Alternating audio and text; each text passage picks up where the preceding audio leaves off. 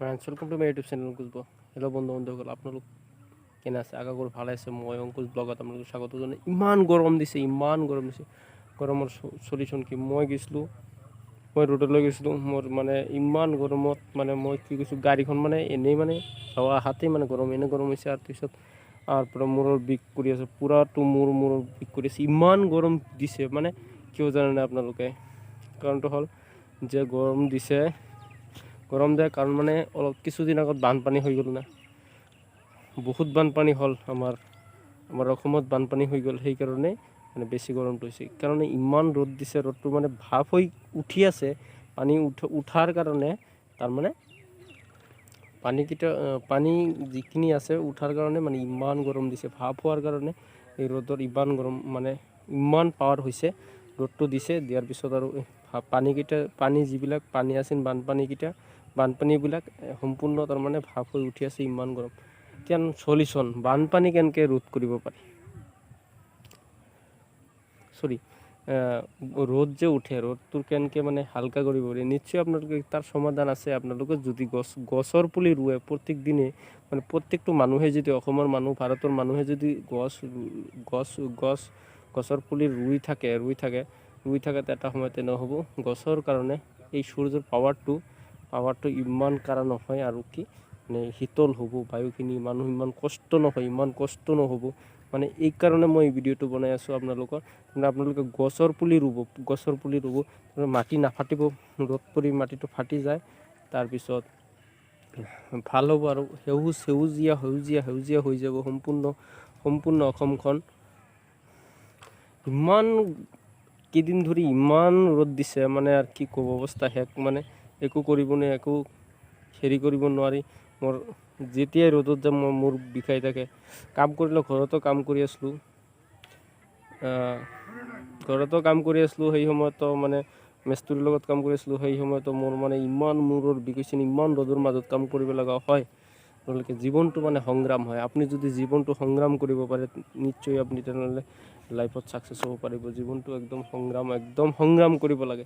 ইমান ৰ'দৰ মাজতে আমি ইমান কষ্ট কৰিব লগা হৈছে। আৰু আমাৰ গোটেই কৰি আছে, আমাৰ ঘৰৰ আমাৰ দেউতাইও কষ্ট কৰি আছে বহুত। মানে ইমান ৰ'দৰ মাজত আৰু এই ঘৰৰ কাম কৰিব লগা হয়। আৰু যিকেইটা মানুহে কৰে নিশ্চয় তেখেতসকলে জানে, আৰু বেলেগে নাজানেনো। বেলেগ যিসকলে কৰে কষ্টৰ কাম, তেখেতসকলে জানে যে একচুৱেলি ৰাজমিস্ত্ৰীৰ কামটো কিমান কষ্টকৰ হয়। যিসকলে কৰে তেখেতসকলে জানে, যিসকলে নকৰে, যিসকলে বিলাসী গাড়ীত ঘূৰি ফুৰে, AC লগা গাড়ীত ঘূৰি ফুৰে, তেখেতসকলে নাজানে এইবিলাক।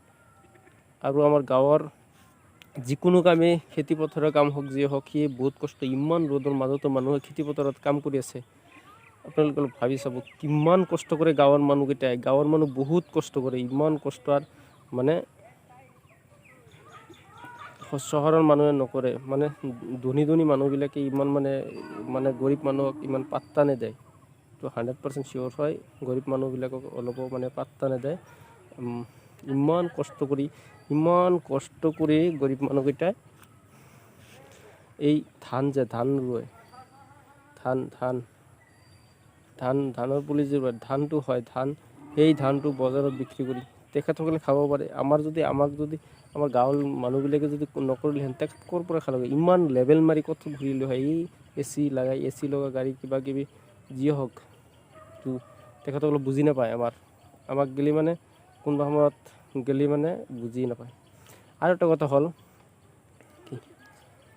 আপুনি যদি মিলা প্ৰীতি থাকে, মনেৰে মিলা প্ৰীতি হ'ব লাগে। ওপৰেদি আপুনি যদি মিলা প্ৰীতি থাকে, মনেদি যদি মিলা প্ৰীতি নাথাকে, ভাল পোৱা যদি ওপৰেদি দেখায়, মনেদি যদি ভাল পোৱা নেদেখায়, মিলা প্ৰীতি নাথাকিলে সেই মিলা প্ৰীতিৰ কোনো দাম নাই। সেই মানুহ মানে বেকাৰ মানুহ, সেইবিলাক মানে বেকাৰ, খচ্চৰ মানুহ হয় এইবিলাক। মিলা প্ৰীতি থাকিলে মনৰ মাজত থাকিব, খোলাখুলি মিলা প্ৰীতি, একদম খোলাখুলি হ'ব লাগে।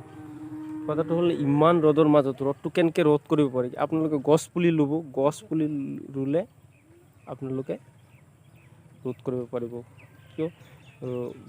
সূৰ্যৰ পোহৰটো যে পৰিব, ৰ'দৰ পোহৰটো পৰাতে মানে গছত পৰিব বহুত।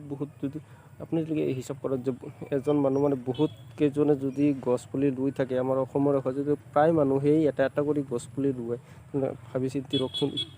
এটা সময়ত এনে হ'ব, খালি গছ হৈ যাব, পূৰা গছ হ'ব। সেই সময়ত যিমান প্ৰখৰ ৰ'দ দিলেও আৰু ৰ'দ আৰু মূৰত নপৰে, আৰু ইমান কষ্ট নহয়, আৰু মাটি ফাটি নাযায়।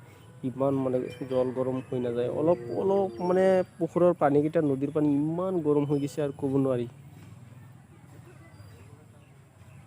একদম অৱস্থা শেষ কৰিছে, পুৰাটো একদম শেষ ৰ'দেৰ কাৰণে। Thank U. ভিডিঅ'খন লাইক কৰি দিব, কমেণ্ট কৰি জনাব, ছাবস্ক্ৰাইব কৰিব।